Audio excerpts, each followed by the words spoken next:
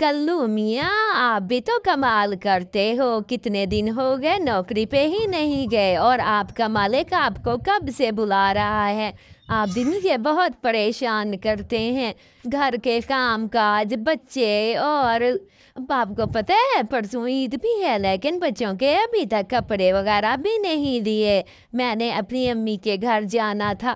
बहन बहन मेरा ये सारी बातें निशु चिड़िया को कल्लो बताती है और निशु चिड़िया कहती है, बहन बहन परेशान ना हो, मैं तुम्हारी मदद करूँगी। ऐसे निशु चिड़िया उसको हौसला देती है और मैं तुम्हारी ज़रूरत की सारी चीज़ें मंगवा देती हूँ। इसी तरह कल्लो भी उसका शुक्रिया अदा करती है और कल्लो को मेकअप भी कराती है कि तुम अच्छी अच्छी खूबसूरत लगो।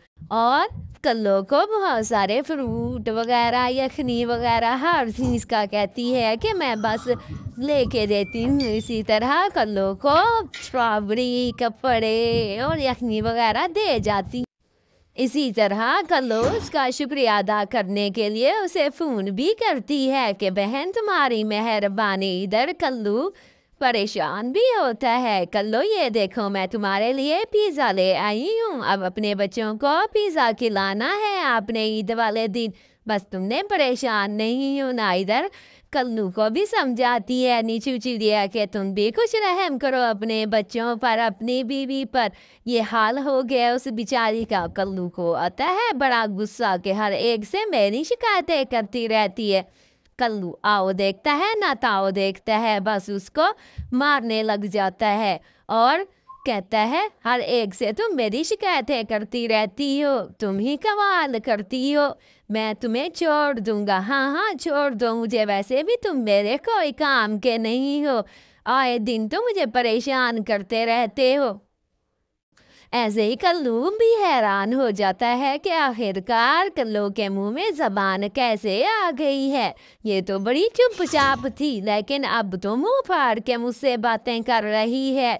और कल्लू चुप ही नहीं हो रहा था। बेचारी कल्लोरा बहुत समझाती है कि कल्लू तुम ही कुछ अकल किया करो, मेरी बातों को समझा करो, लेकिन कल्लू कहाँ मानने वाला था। निशु चिड़िया के देखती है कि उनका आपस में झगड़ा हो रहा होता है और जाके झील भैया को ये सारी बात बताती है। प्रधानमंत्री, आपको एक बात बतानी थी कि कल्लू बहुत ख़राब हो गया है, वो कोई तमीज़ ही नहीं रखता, वो अपनी बीवी से लड़ता झगड़ता है। इधर बस कल्लू को समझाने आते हैं और निशु भी उसे आगाह करती है कि तुम इस तरह ना करो, लेकिन कल्लू कहाँ बाज आने वाला था।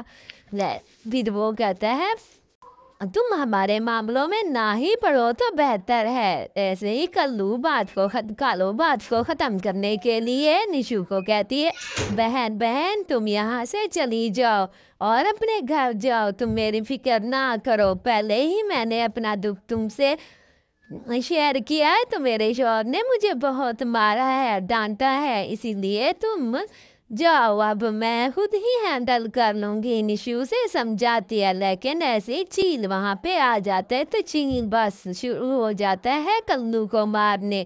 टिशु ढा ढा ढा और निशु दिल में खुश होती है कि ऐसे को ऐसा ही जचता है और वो मार खाता रहता है। बचाओ बचाओ बच करो, मैं दोबारा ऐसे नहीं करूँगा, मैं घर के काम भी करूँगा और बाहर कमाने भी जाऊँगा, कल्लू को मैं कुछ नहीं कहूँगा। माफ़ियाँ तलाफियाँ करती है और इधर सारे जंगल को निशु की बहादुरी का पता चल जाता है कि कैसे उसने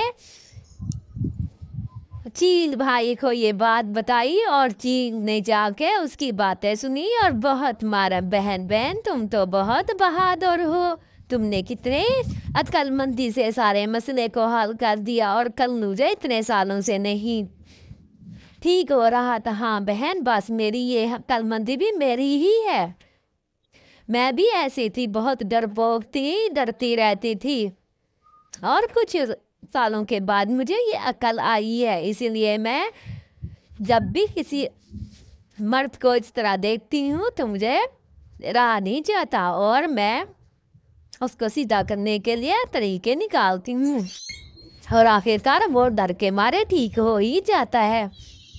क्या